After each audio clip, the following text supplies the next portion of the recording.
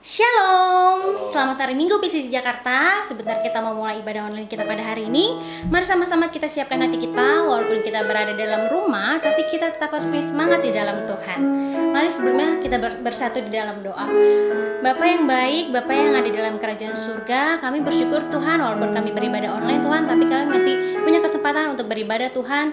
Kiranya Tuhan, hadirat-Mu Tuhan boleh nyata dalam setiap ibadah kami Tuhan, boleh nyata di dalam rumah kami Tuhan. Kami percaya Tuhan Kau selalu hadir dan berserta dengan kami Tuhan. Terima kasih Tuhan, kiranya Tuhan yang sertai Tuhan ibadah kami pada hari ini Tuhan. Biarkanlah Tuhan yang beracara Tuhan. Terima kasih Bapa, hanya di dalam nama Yesus kami berdoa dan bersyukur. Sama-sama kita katakan amin. Siapa yang percaya Tuhan kita dahsyat? Mari sama-sama kita mendengarkan pujian ini.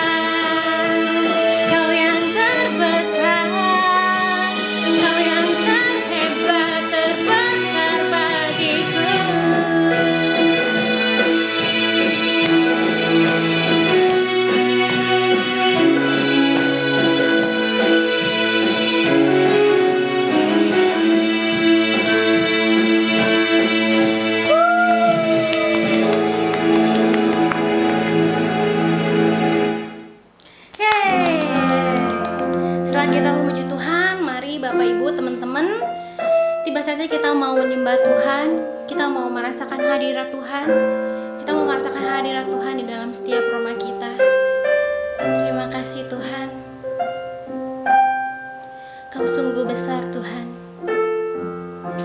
perbuatanmu sungguh ajaib Tuhan.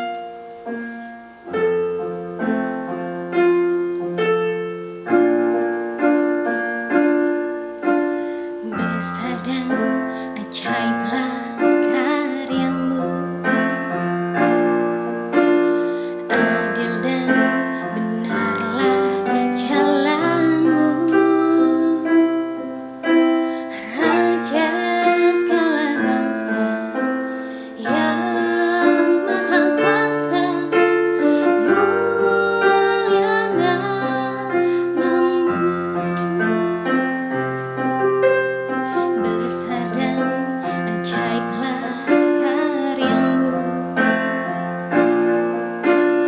adil dan benarlah jalanmu. Raja segala bangsa yang maha kuasa, mulia namamu. Layaklah segala bangsa sujud kepadamu, sebab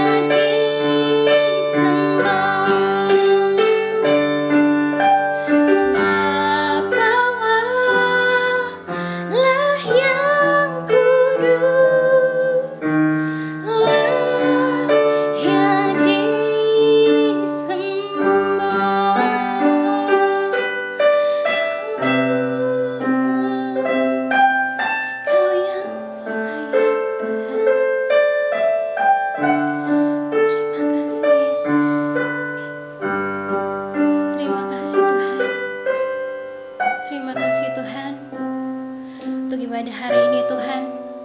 Kami percaya Tuhan, Tuhan hadir Tuhan bersama-sama dengan kami Tuhan. Terima kasih Bapa, kami masih boleh diizinkan Tuhan untuk beribadah Tuhan. Kami percaya Tuhan, walaupun kondisi ini Tuhan, saat ini Tuhan mungkin tidak baik Tuhan, tapi kami percaya Tuhan ini semua kehendak Tuhan, ini semua dalam kontrol Tuhan. Kami percaya Tuhan, Tuhan selalu bersama-sama dengan kami, Tuhan tidak pernah meninggalkan kami.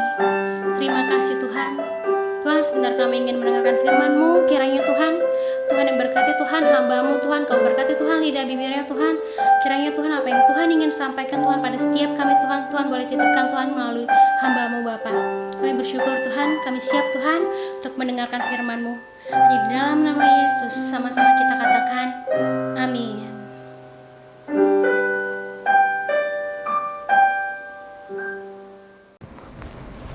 Halo, shalom semuanya. Nama saya Ricky Sucitra. Saya berterima kasih atas undangan dari PCC, dari Kopeter yang mengundang saya bisa sharing di hadapan teman-teman dan saudara sekalian. Perkenalkan diri, saya dengan Ricky. Tadi saya bilang, saya dulu pernah pelayanan bareng Kopeter, Cindy, Anton, Yunus, Koyosua, Ciulia, dan sebagainya. So, meskipun kita nggak satu rumah lagi, tapi saya percaya kita terus bertumbuh dalam Tuhan. Sekarang saya berjemaat di JPCC. Saya sebagai core team di salah satu date di Puri, begitu. Dan here I am, dan saya mau memberikan sedikit dari firman Tuhan. Saya percaya bahwa COVID-19 ini bukan situasi yang mudah, ya, dan tak bisa dipungkiri sebelah mata juga. Banyak yang bertanya apakah ini dari Tuhan, apakah ini diizinkan Tuhan, apakah ini hukuman untuk manusia dan lain sebagainya gitu. Namun menurut saya pribadi, Tuhan adalah Tuhan yang baik. Dia nggak bisa berbuat jahat dan dia tidak bisa kepikiran untuk berbuat jahat, gitu ya. Jadi ini bukan hanya soal Tuhan atau setan atau apa gitu, tapi bisa juga kemungkinannya adalah konsekuensi manusia. Jadi maksud saya nggak perlu diperkutat salah siapa di sini karena apa. Itu mungkin hanya penafsiran saja yang berbeda-beda. Saya juga nggak berharap anak saya kenapa-napa kalau saya punya anak suatu hari gitu ya. Namun kalau seandainya anak saya ada keteledoran yang mengakibatkan ada konsekuensi dan saya harus mengizinkan itu terjadi konsekuensinya biar ada pembelajaran. Dan seperti cerita murid-murid Tuhan Yesus suatu hari berada di kapal dan sedang ada badai. Yesus tidur di dalam Yesus tidur di dalam puritan dan ketika itu ada badai dan murid-muridnya membangunkan Tuhan Yesus.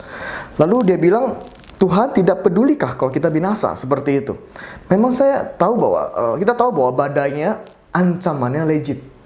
Namun tuduhannya enggak. Apa iya sih Tuhan gak peduli? Apa iya sih Tuhan akan santai dan tidur? Dan saya percaya Tuhan gak seperti itu. Dan Tuhan tidak tidur dan tidak pandang sebelah mata saat ini. Saya percaya Tuhan selalu baik dan Tuhan selalu menolong. Sebelum kita masuk firman Tuhan, mari kita berdoa sekali lagi. Tuhan yang baik, terima kasih Bapa, izinkan kami bisa diberikan pengertian hikmat-Mu Tuhan, sehingga kami bisa mengerti apa yang Tuhan firmankan, dan kami bisa diberkati dalam nama Yesus. Amin. Saya akan sharing mengenai satu judul yang saya beri judul Pelajaran dari Taman Getsemani. Di Alkitab diceritakan mengenai dua taman, Taman Eden dan Taman Getsemani. Keduanya memiliki benang merah sebenarnya, yaitu ketaatan. Di Taman Eden, Adam gagal untuk taat akan perintah Tuhan. Di Taman Getsemani, Yesus memilih tetap taat kepada kehendak Bapanya, meskipun itu mungkin bukan pilihan yang nyaman buat dia. Begitu ya. Ketidaktaatan kita akan menyusahkan diri kita dan orang lain, namun ketaatan kita akan juga mendatangkan berkat bagi bukan hanya kita, tapi juga orang-orang di sekitar kita. Saya percaya bahwa negara-negara yang di luar sana yang cepat berakhirnya situasi pandemik ini, itu karena saya percaya mereka punya masyarakat yang taat, yang patuh, sehingga krisisnya bisa selesai. Namun kalau tingkat ketaatan, kepatuhan kita rendah akan merugikan orang-orang di sekitar kita juga, sehingga mungkin pandemi atau krisis atau musibah akan sedikit lebih lama, begitu ya. Dan hari ini saya mau tekankan apa yang didapat di Taman Getsemani. Saya mengambil kisah ini di Matius 26 ayat 36 sampai 46. Konteksnya sebenarnya gini. Ini adalah kisah setelah perjamuan terakhir dan sebelum Tuhan Yesus ditangkap. Waktu di mana Yesus yang sebentar lagi tuh akan memulai penderitaan terbesarnya, gitu ya, di kayu salib. Jadi Taman Getsemani ini Yesus sedang mengalami masa yang galau, yang sulit sebenarnya, yang actually mungkin yang tersulit dalam hidupnya. Lalu saya percaya juga kita di situasi ini masa yang tidak mudah juga buat kita ya. Saya pernah notice di taman ini ada 3 hal yang Tuhan Yesus lakukan.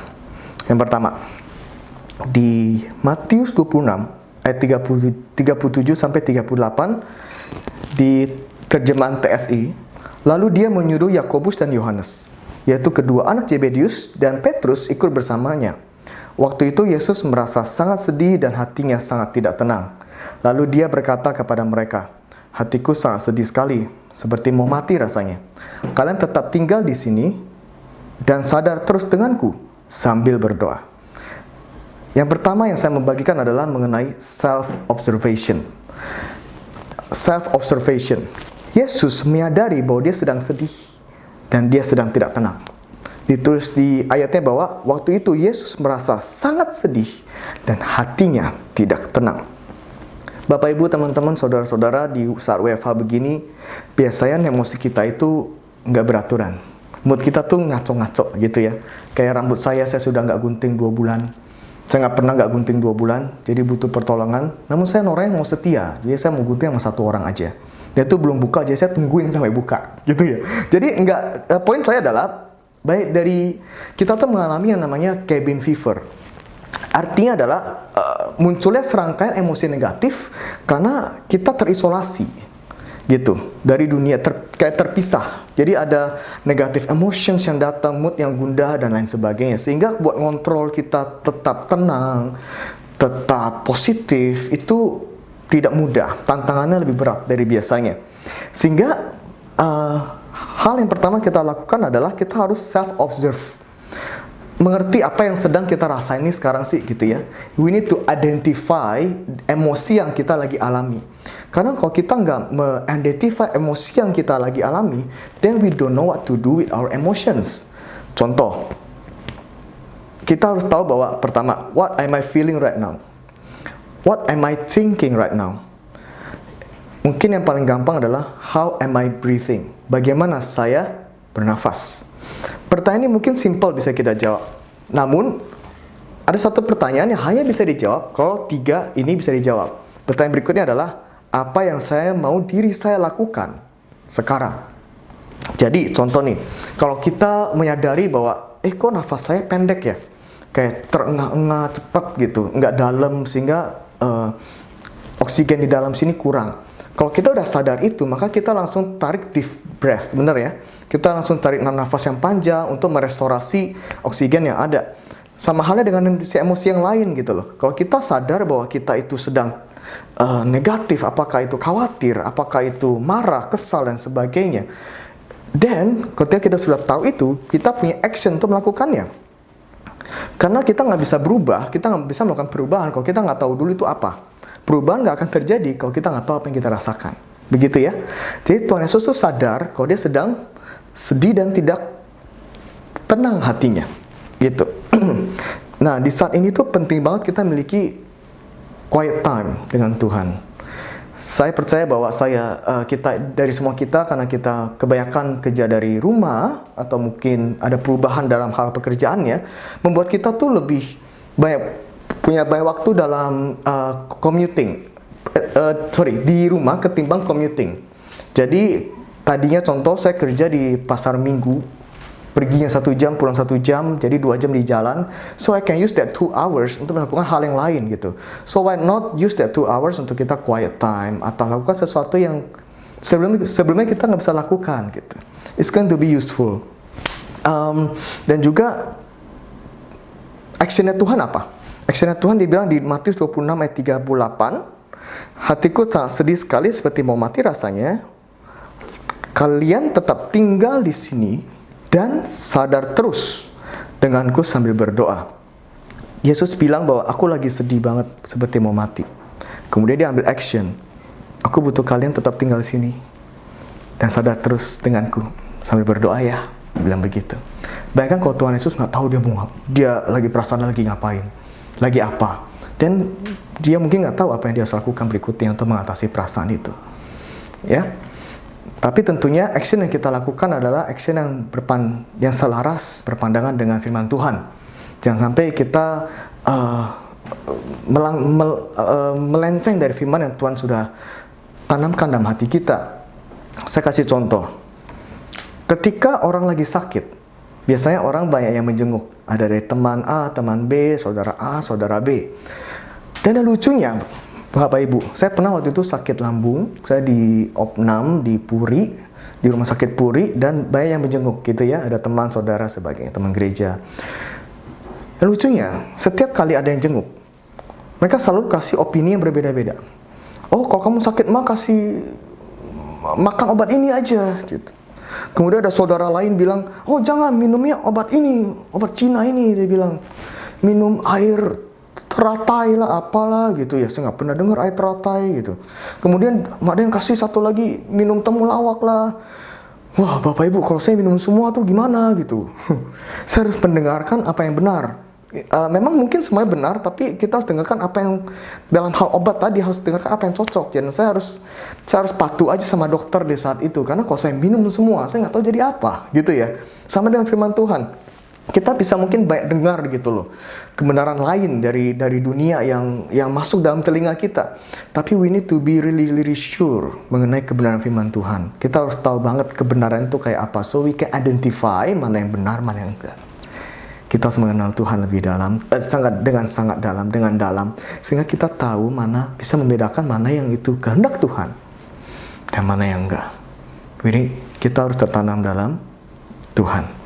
Oke, menyambung ke yang kedua, poin kedua. Yang pertama adalah self-observation. Yang kedua adalah keep connected to others. Tadi Tuhan udah bilang sendiri gitu loh. Kalian tetap tinggal di sini dan sadar terus denganku sambil berdoa.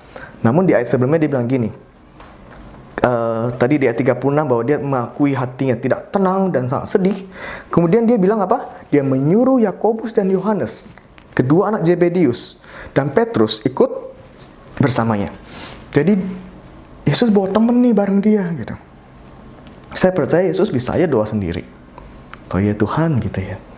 Namun di saat ini Tuhan Yesus tetap mau kasih example buat kita kalau kita harus tetap connected to others. Kita tetap butuh orang lain kok sebenarnya gitu. Dan Yesus mau mencontohkan itu. Dalam segala situasi, Bapak Ibu saudara-saudari, kita tuh butuh orang lain. Apalagi di saat situasi yang sulit, kita malah lebih butuh lagi ketimbang dari sebelum-sebelumnya. Sekarang kita kenal mengenai social distancing, di mana kita harus lebih jarang ketemu orang-orang yang kita kasihi, membuat kita lebih susah untuk kita keluar dan sebagainya.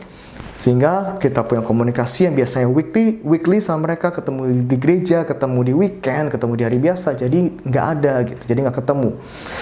Tapi social distancing doesn't mean social ignorance. Saya ulang ya, social distancing doesn't mean social ignorance. Mungkin kita nggak bisa ketemu orang lain, yes, tapi itu nggak berarti kita cuekin mereka. Bukan berarti kita ignore mereka. Justru di saat ini tuh kita butuh extra effort untuk bisa berhubungan dengan orang lain. Harus ada usaha lebih nih gitu. Yang tadi nggak sengaja ketemu di gereja, sekarang kita harus sengajain nih ketemu lewat WhatsApp call misalnya, WhatsApp video call, FaceTime, Zoom dan lain sebagainya. Jadi ada effort yang dikeluarin. Dulu kita pernah ngadain youth camp. Youth camp itu kita kasih satu peraturan buat anak-anak di sana karena yang ikut tuh SMP, SMA, kuliah gitu ya. Kita kasih satu rule bahwa selalu berdua-berdua. Jadi kalau mau ke WC, bawa temennya berdua-berdua.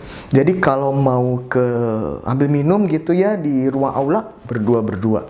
Mau kemana pun berdua-berdua.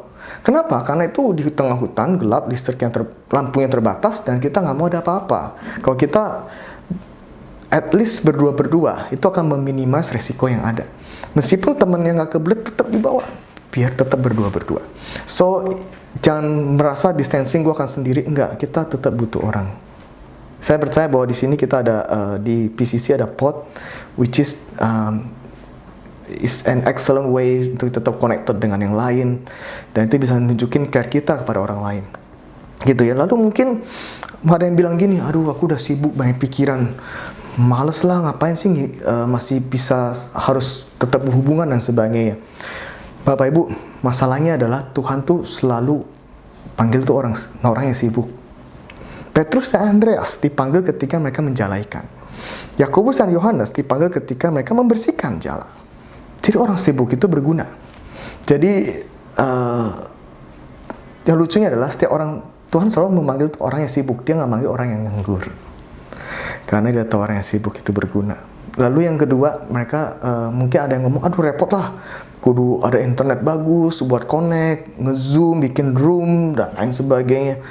Masalahnya Bapak Ibu Saudara, kita ada di saat kita sekarang ada, itu karena kerepotan orang lain loh, membuat kita seperti ini. Saya percaya gereja tuh gak ada yang gratis, ada yang merawat. Ada yang nyusun bangku, ada yang bikin online service ini terjadi, ada yang ngedit, ada orang di belakang dari semua ini yang membuat itu terjadi gitu. So kita juga adalah hasil mentoring dari orang lain, hasil dari pemuritan dari mentor-mentor kita, sehingga kita berada di sini. So saya rasa nggak punya alasan untuk kita nggak tetap connect dengan orang lain, meskipun kita sibuk, meskipun itu repot. Namun segala sesuatu pasti ada jalan kalau kita ada niatnya, dan Tuhan pasti buka jalan. Tuhan aja mau repot-repot kirim anaknya ke dunia, begitu ya. Seperti di Lukas 10 ayat 38 sampai 42. Lukas 10 ayat 38 sampai 42 itu menceritakan mengenai Maria dan Marta, begitu ya. Marta itu dia sibuk dengan keperluan rumah yang lain. Maria sibuk dengan Tuhan, duduk mendengarkan Tuhan. Which is kita sering dengar bahwa kita harus jadi Maria yang sibuk dengan mendengar firman Tuhan dan sebagainya. Tapi saya percaya bahwa sebenarnya itu kita harus menjadi Maria dan Marta, hidup yang balance.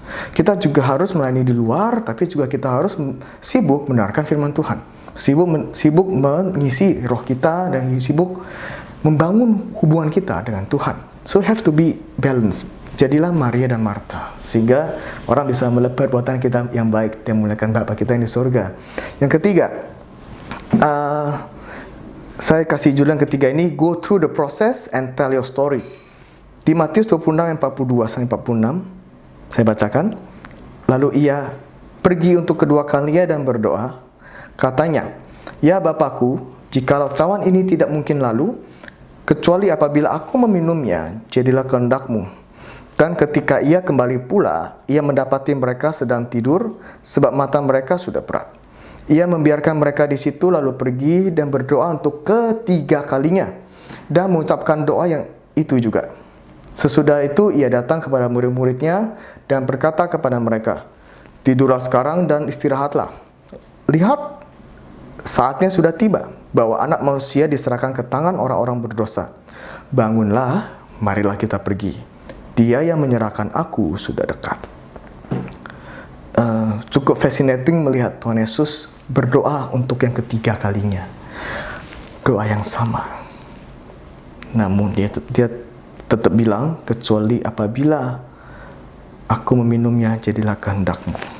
Biar kehendak Bapa aja yang jadi. Kemudian ternyata memang Bapa mengkehendaki itu terjadi. Lalu dia bangun, dia pergi, dan dia bilang, dia yang menyerahkan aku sudah dekat.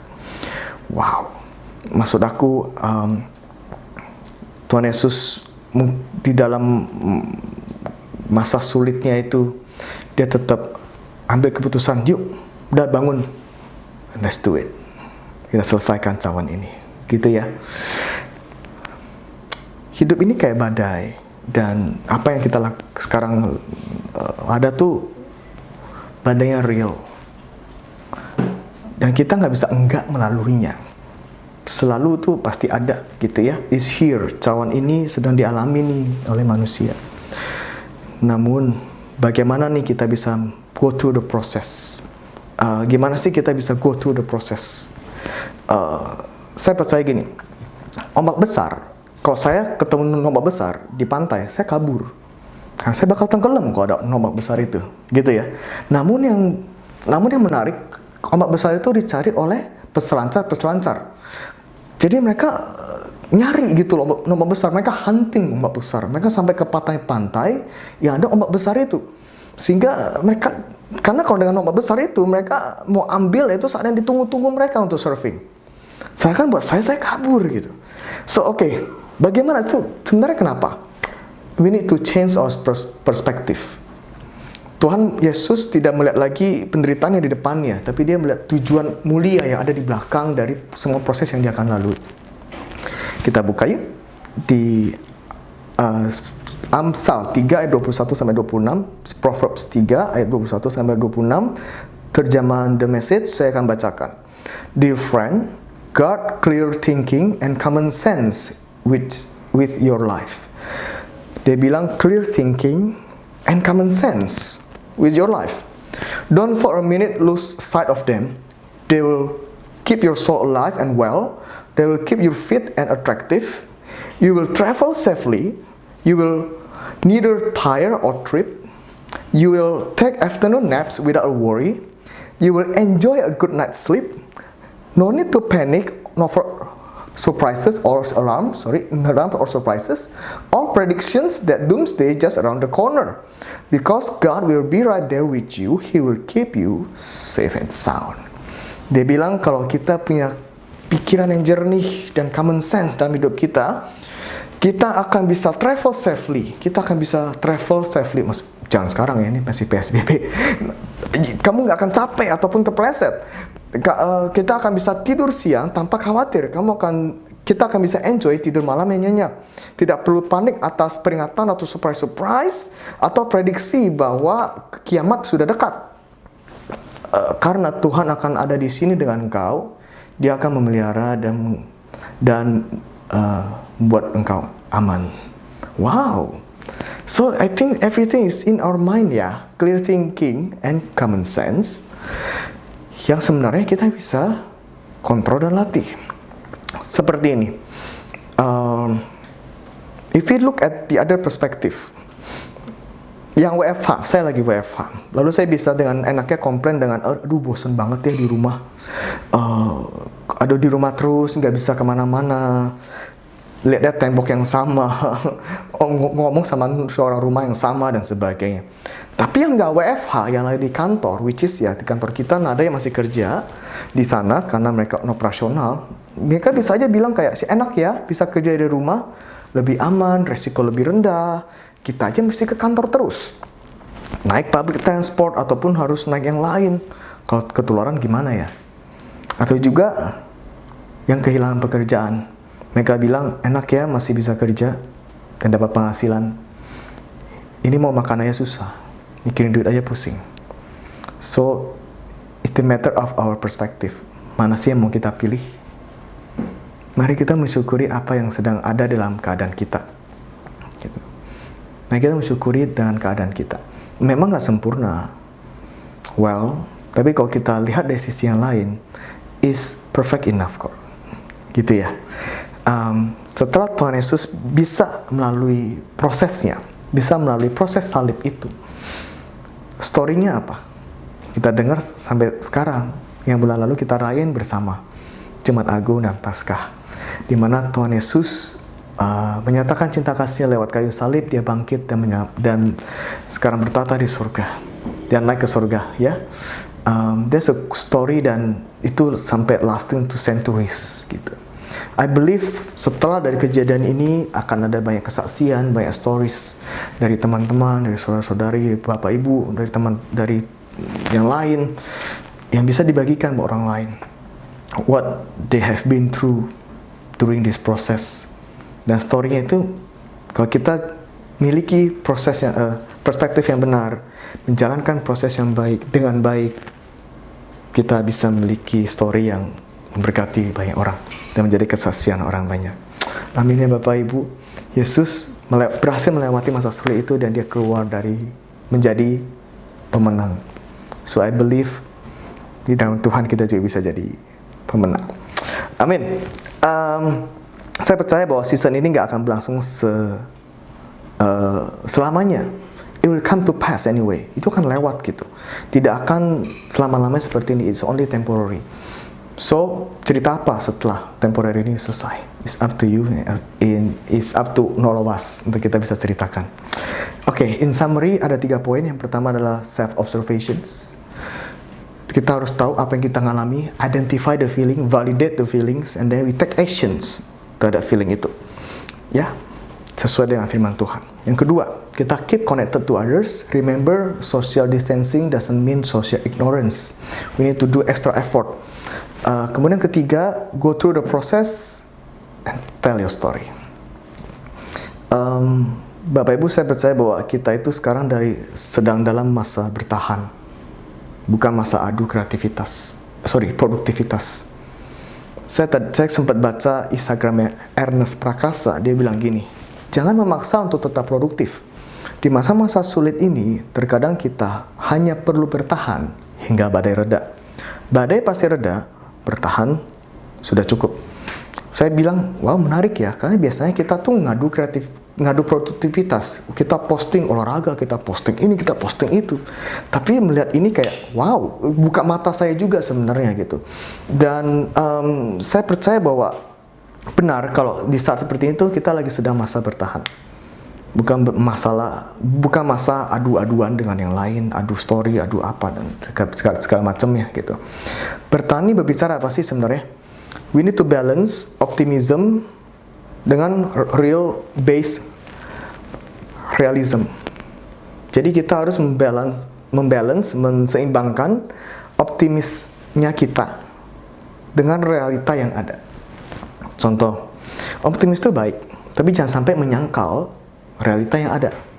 Dengan mempunyai bertahan, itu berbicara mengenai kita harus punya long term planning. Kita harus punya skenario B, skenario C, atau an emergency fund, dan lain sebagainya. Kita nggak bisa cuma berharap positif terus. I know it's good, tapi juga harus kita punya plan-plan yang lain untuk menyingkapi realita-realita yang ada. Saya harus memangkas beberapa pengeluaran atau rencana pembelian yang harus saya lakukan dalam beberapa bulan ke depan gitu, untuk disesuaikan dengan keadaan yang ada, sehingga just in case ada sesuatu, lumbungnya sudah masih ready, misalnya seperti itu ya. Dan mungkin plan harus ada yang di-adjust, mungkin resolusi tahun ini mungkin ada yang di-adjust dan sebagainya. So it doesn't mean kita harus harus memaksakan dan sebagainya. No, well let's be open minded. Prinsip saya suka banget dengan prinsip susu dan madu. Di tanah perjanjian Tuhan bilang tempat ini melimpah susu dan madunya. Susu itu berbicara mengenai short term planning. Kenapa? Karena berbicara mengenai susu itu cepat basi, jadi dia short term. Madu itu berbicara mengenai long term planning. Kita harus punya dua itu. Kita harus punya short term, kita harus punya long term planning di menyingkapi situasi yang apalagi seperti ini, gitu ya. So my last message adalah live like tomorrow is the last day, but plan as you will live for another 100 years. Live like tomorrow is the last day, but plan as you will live another 100 years. Nggak semua badai itu mengganggu hidup kita, tapi terkadang badai itu membuka jalan buat kita. So, stay hopeful. Tuhan Yesus memberkati, dan saya percaya Tuhan Yesus bersama dengan kita dan menolong kita semua. Thank you, God bless you. Baik saudara, saya percaya saudara diberkati oleh firman Tuhan yang disampaikan oleh Ricky barusan, dan saya percaya Tuhan sudah menggerakkan hati Bapak Ibu. Apa yang ia sampaikan sungguh memberkati, khususnya saya secara pribadi, dan saya percaya ini juga harus memberkati Bapak Ibu semua. Biarlah firman ini teguh dan kuat dalam kehidupan Bapak Ibu, sehingga memberikan pengharapan, tetap memelihara pengharapan Bapak Ibu semua yang ada di rumah maupun dimanapun, bahwa kita pasti bisa melewati semua ini dengan baik, dengan damai, sejahtera, dan sukacita. Ya, saya berdoa biar Bapak Ibu diberkati atas apa yang sudah dia sampaikan, dan bisa menjadi penguat di hari-hari di mana kita butuh kekuatan bersama di rumah. Baik Bapak Ibu, terima kasih sudah mengikuti ibadah online PCC Jakarta hari ini. Baik Anda jemaat PCC Jakarta ataupun baru pertama kali, saya ucapkan selamat datang. Dan saya percaya kita semua walaupun belum bertemu dengan tatap muka, saya percaya ini adalah tetap bisa menjalin silaturahmi di antara kita. Kalau Bapak Ibu butuh sesuatu, apapun itu, Bapak Ibu bisa menghubungi hotline. Nanti ada tim dari kami yang bisa menghubungi Bapak Ibu semua, mau didoakan, mau konseling, atau mungkin Bapak Ibu saat ini sedang butuh vitamin, sedang butuh apapun itu, saudara. Kami akan mengusahakannya. Belum tentu kami bisa menyediakan semua, tapi kami sebisa mungkin kami akan membantu Bapak Ibu semua. Jadi silakan hubungi hotline, jangan sungkan. Nanti teman-teman tim caring yang akan mengkontak Bapak Ibu semua dan menghubunginya. Sebelum saya tutup dalam doa, beberapa pengumuman singkat saja Bapak Ibu. Seperti biasa kita masih tetap akan ibadah online bulan ini sampai dengan pada akhir bulan. Dan jangan lupa POD. Kita juga sementara ini harus kita lakukan secara online. Nanti POD leader baik yang Jakarta, Monik maupun Tangerang Bella akan mengkontak Bapak Ibu. Jika Bapak Ibu belum join POD dan pengen ikutan POD, silakan hubungi hotline atau silakan hubungi baik Monik yang di Jakarta maupun Bella yang di Tangerang. Bapak Ibu bisa lihat di Instagram. Nanti semua pengumuman ini juga ada lengkap di sana. Rekening kita masih ada juga, Bapak Ibu bisa lihat di Instagram highlight kita. Dan Bapak Ibu, seperti biasa setiap bulan tim finance selalu memberikan laporan keuangan yang ditempel di papan board di gedung, baik itu di PCC Center maupun di Central Park Press Center CPCC. Tapi karena ini kita nggak ketemu, jadi terpaksa abis ini Bapak Ibu bisa lihat di sehabis ibadah online ini di layar akan kita tampilkan laporan keuangannya supaya Bapak Ibu bisa lihat closing daripada bulan April. Nanti bulan berikutnya juga kalau kita masih memang ibadah online, kami akan tampilkan hal yang sama juga, sehingga menjadi keterbukaan buat Bapak Ibu untuk semua laporan dari tim finance ini. Baik, itu aja pengumuman singkatnya. Saya percaya Bapak Ibu tetap dalam keadaan sehat, sukacita, jangan sedih, jangan khawatir, jangan takut. Kita bisa melewati ini bersama-sama. Mari kita tutup dalam doa. Kita tutup dalam doa untuk ibadah bersyukur buat Tuhan, buat ibadah sore hari. Bapak, terima kasih Tuhan, kami percaya Engkau selalu beserta dengan kami. Terima kasih buat ibadah online kami hari ini. Kami percaya Engkau turut beserta, Engkau yang turut campur tangan. Terima kasih buat hamba-Mu Tuhan Ricky yang sudah menyampaikan isi hati-Mu. Kami percaya Tuhan yang sudah mengutus hamba-Mu ini untuk menyampaikan apa yang ingin Kau sampaikan buat kami semua, dan itu berasal daripada-Mu, karena itu menguatkan kami semua, membuat kami tetap percaya, tidak kehilangan pengharapan buat Tuhan selalu ada. Bersyukur Tuhan, Kau berkati hamba-Mu ini Tuhan, kemanapun ia melangkah, kemanapun ia berada. Kami bersyukur buat persahabatan kami Tuhan dengan hamba-Mu, sehingga hamba-Mu mau melayani kami semua. Dan kami percaya Tuhan, Ricky akan terus Tuhan pakai kemanapun dia pergi, baik dalam pekerjaannya, baik dalam pelayanannya, maupun seisi keluarganya. Tuhan yang jaga. Berkati seluruh mimpinya, visi, misi, cita-citanya yang masih akan ia kejar. Kami percaya ketika ia berjalan bersama dengan Engkau akan cukupkan segala sesuatunya, Engkau berikan tepat pada waktunya. Terima kasih Bapak. Berkati seluruh jemaat kami Tuhan, PCC Jakarta maupun semua orang yang melihat menonton ibadah online ini. Kami percaya Tuhan selalu beserta juga dengan mereka. Apapun masalah yang sedang kami hadapi, kami percaya Tuhan tidak pernah meninggalkan kami, dan rencana Tuhan selalu yang terbaik. Biarlah kami tetap berpengharapan teguh, Tuhan selalu baik dalam kehidupan kami. Kami tidak ingin kehilangan Tuhan iman kepercayaan kami terhadap Tuhan, karena kami percaya Tuhan akan selalu memberikan jalan terbaik dalam keadaan apapun. Berkati seluruh pemimpin kami Tuhan, penatua kami baik di Jakarta maupun di Jambi. Kami percaya Tuhan juga beserta dengan mereka untuk memberikan mereka hikmat bijaksana untuk memutuskan banyak hal segala sesuatunya dalam gereja kami Tuhan. Kami percaya Tuhan selalu beserta. Hamba juga berdoa secara khusus untuk presiden kami Tuhan, wakil presiden, dan seluruh menteri jajarannya sampai dengan level yang paling bawah.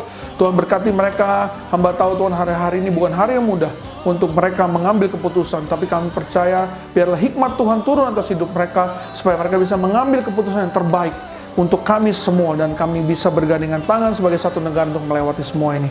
Berkati seluruh orang di dunia ini Tuhan yang sedang mungkin mengalami masalah pandemi COVID-19, Kau yang berkati, mungkin mereka ada yang sakit, mereka mungkin ada yang sedang dirawat, ataupun itu Tuhan, kami percaya biar Engkau berkati mereka Tuhan, berikan damai sejahtera, biar mereka terus percaya bahwa Tuhan selalu baik, biar rencana apapun yang sedang mereka lewati, ini semua adalah untuk kebaikan kehidupan kami semua bersama. Terima kasih, bersyukur buat teman-teman kami sudah melayani Tuhan, tim media yang bekerja di belakang layar supaya mempersiapkan ibadah online ini. Yang percaya, terima kasih buat mereka semua, hati mereka, pengorbanan mereka, Engkau yang balas dengan berkali lipat, dan kami percaya apa yang mereka lakukan tidak pernah sia-sia. Terima kasih Bapak, bersyukur berkati sepanjang minggu ini aktivitas kami Tuhan di rumah.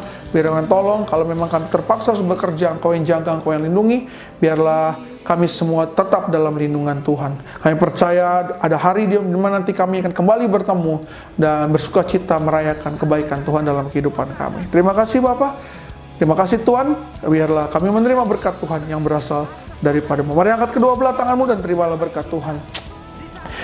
Kiranya kasih karunia, damai dan sejahtera, berkat dan pengampunan, serta penyertaan Roh Kudus turun kiranya ke atas kita semua.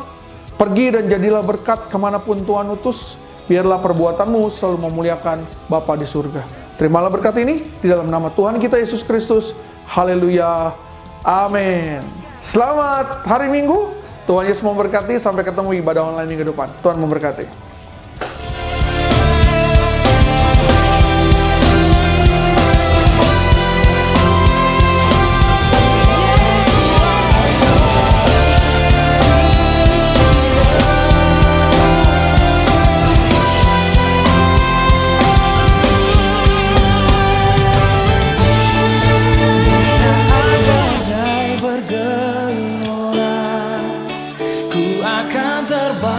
Bersamamu,